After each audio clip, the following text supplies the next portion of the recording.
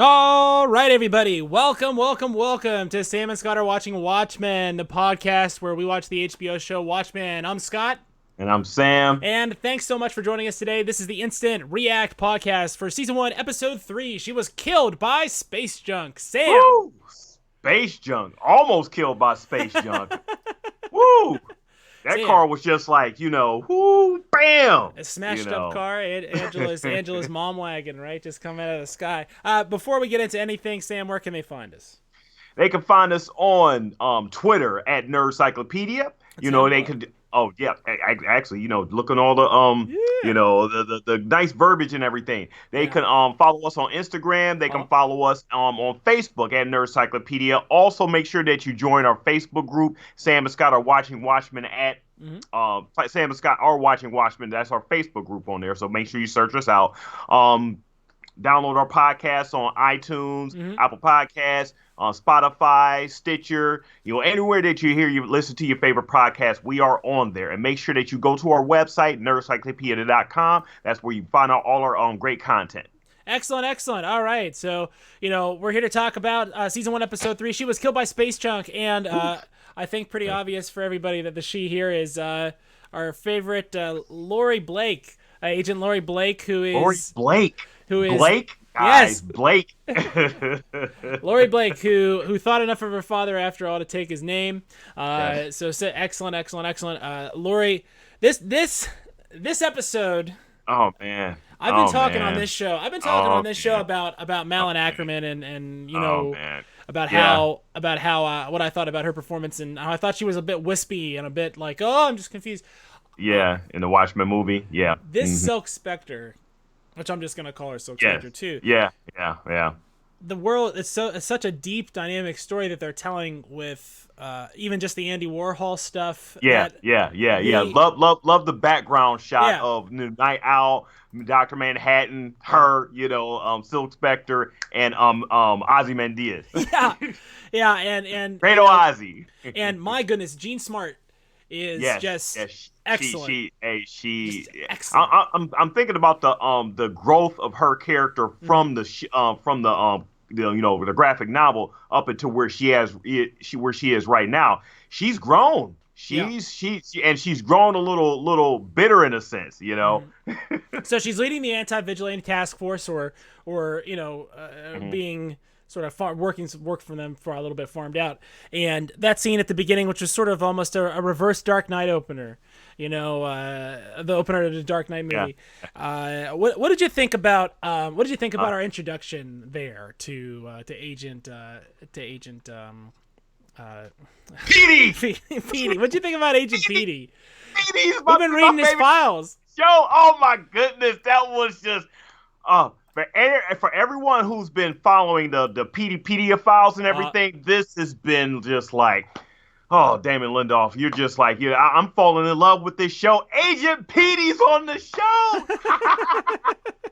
It's one of the coolest things about the show is that they build this world, and we're being rewarded a little bit for for kind of sticking with the show and kind of really doing a lot of investigation. And one of the things that's great about the graphic novel that we talked about a lot in our podcast, which everyone should listen to, is how dense it is. And this show seems to be just as dense. It's rewarding the conspiracy theories, and it's rewarding the the parsing of every single frame. It's going to make me go back already and look at that newspaper headline. Like, what was the deal with that newspaper headline? What was on it? So I didn't even get a chance to. It was just so much stuff packed in this, and you brought up a really good point. I usually do. Yes, you do. So I'm thinking, during this episode, you really need to either be immersed in the graphic novel or at least the very least the movie. So to really get a lot of the references that a lot of these characters are making, Lindelof said that you don't really have to come into this, really knowing a whole bunch. But man, is it just so rewarding to like the whole funeral thing, parallel, the parallel of what happened in a graphic novel when the comedian died, and they brought him to the cemetery and everything, and they did like the flashbacks and stuff of Manhattan, Dan Dryberg, and also Ozzy and everything. Yeah. But in this instance, you had Angela and Lori Blake, Yeah. Lori his Blake. daughter, the comedian's daughter, So, who also died. I mean, the comedian who also died. That's what we're talking about as far as the funeral. So I am, so excited to see where this is all going. And one of the things for me that I'm excited to find out about is, what exactly is Dan Dryberg's disposition? Where is he? What's going on with What that he's guy? doing? Yeah, right. He's been sort of, captured, and it sure seems like they're inferring that his technology is being at use here. I thing, yeah. I thought that when Keen asked what the owl's name was, I thought she was going to say Dan. I was like, oh man, she was like, who? Well, everyone knows that Lori Blake has had many loves in her life, and certainly she is. I'm just going to talk about what was up with that Pulp Fiction style, briefcase for her. Enormous self-pleasuring device. What she pulled out a giant, Dr. Manhattan dildo, I'm like, what the heck is this? And if you've seen the movie and the book, it wasn't that. Let me stop, man. Anyway, listen, we don't have to get into that stuff. That's our show. We can talk about what we want to talk about. No, we don't. But yeah, she pulled that right out. I was like, oh my goodness. Yeah. And then she went and slept with Petey. Well, I was like, where did that come from? I don't know. A lark, maybe she was just feeling, knowing how the graphic novel ended with her and everybody in the Minutemen finding out about Ozymandias is scheming and everything, and then Manhattan going off towards Mars and stuff. Yeah. She still had a relationship with Dryberg, right? Yes. So something happened between then and all the way till now, to where she's going back into this pod thing, constantly calling Dr. Manhattan. She's having some sort of feelings for him still. Yeah. So unfinished what happened? Business for sure with the Blue Man. Right. Yeah. Well, she had a deep relationship with him, so I think the way they've been treating him as an effect has been good. I will just comment on that. I thought he looked really good in that photo shoot. Like that looked real enough, believable enough, right? Yeah. Not too crazy.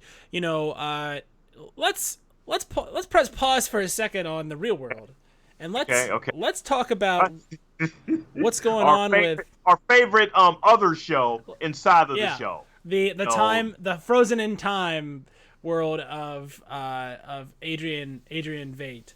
The Lord of the Manor, and he finally says his name. So we finally get confirmation this is actually Adrian. It's not a surprise, of course, as we've all been. No, it's not a surprise. No, but to actually hear him say it, and not in the captions and stuff, you get Lord of the Manor and everything. He's Adrian, y'all.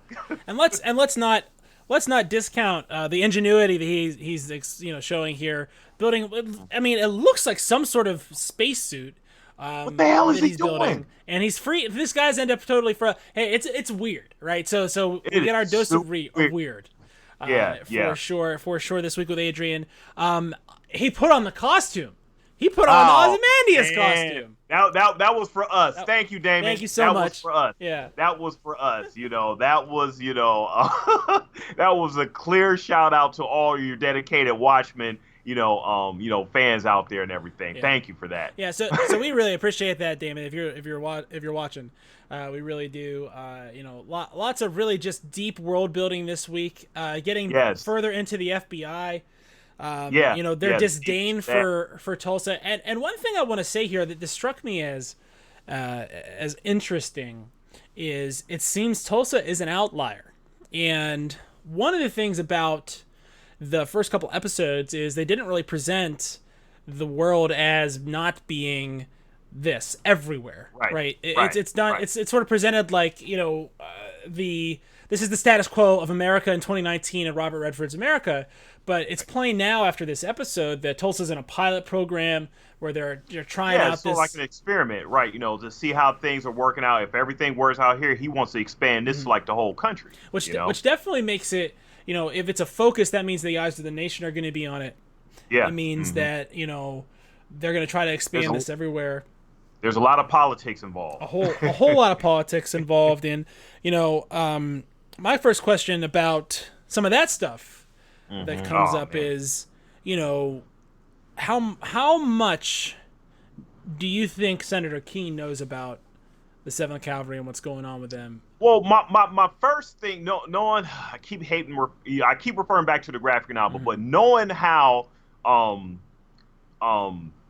funeral scene went and everything, and it just sort of put Keene in a suspect. It immediately put him in a suspect, type of status. Yeah. He knows a lot more than what he's putting on. For sure. In my eyes and everything. And probably a lot of the audience eyes. It's definitely something going on with him. It screams false flag.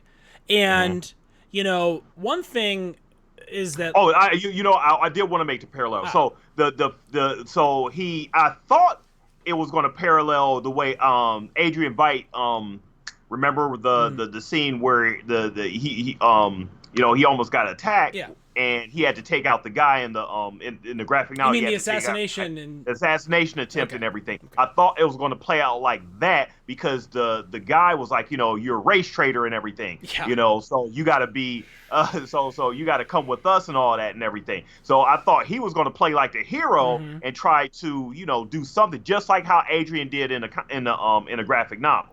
Well, we can choose between the following options. One, they knew that Agent Blake was going to intervene, or somebody was going to intervene to stop it. 2, there was a larger plan that involved taking Keene away that Keene was not aware of, so the 7th Cavalry planned it.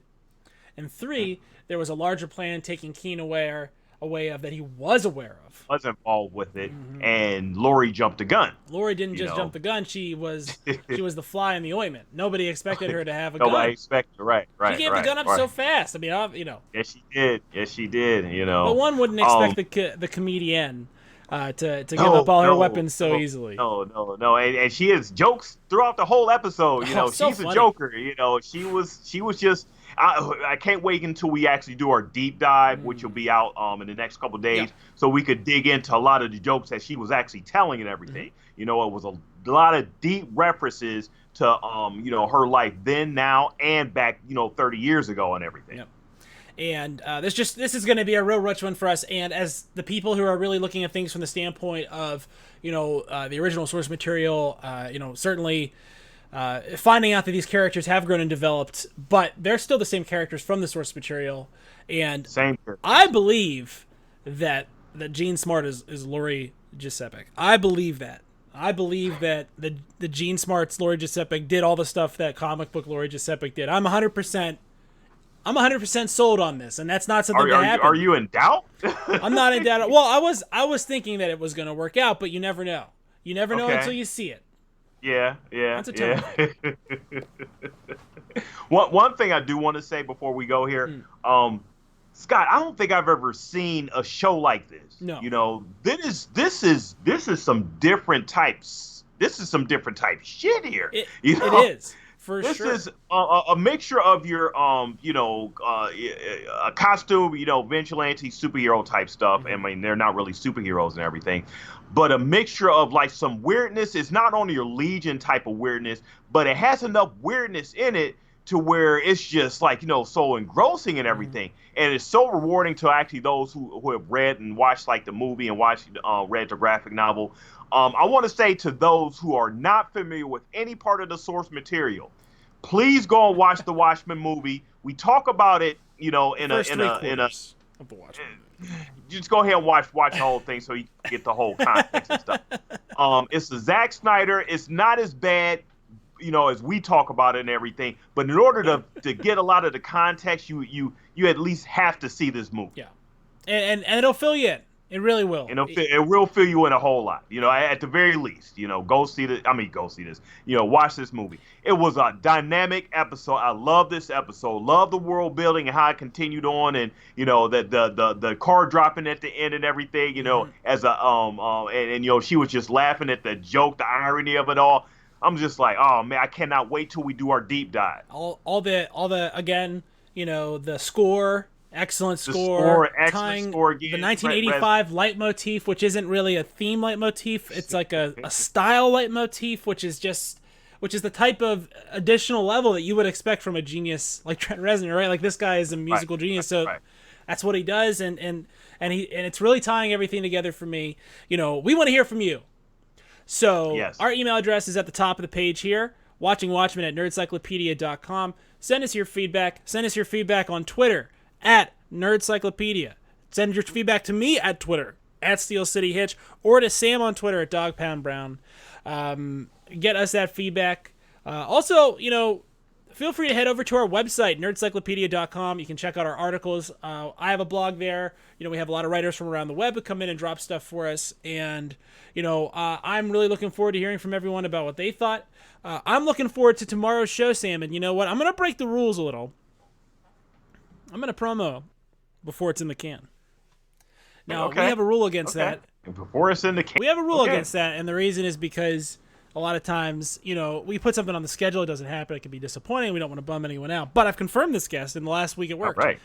so I'm going to go ahead and talk about it. So we will be joined we're going to record tomorrow, we'll get it out for you as soon as we can, by Dr. Jeremy Lawrence. He is the assistant provost at West Liberty University, and he is also a professor of comic book studies. In fact, he's recently been the chairman of a symposium on Batman. So he'll have a lot to say. I'm interested to pick his questions brain. about the Batman tendencies, what we love talking about. He'll probably know all of them. That's the thing about. Make sure you go to the site. We got a whole article on Batman tendencies. People.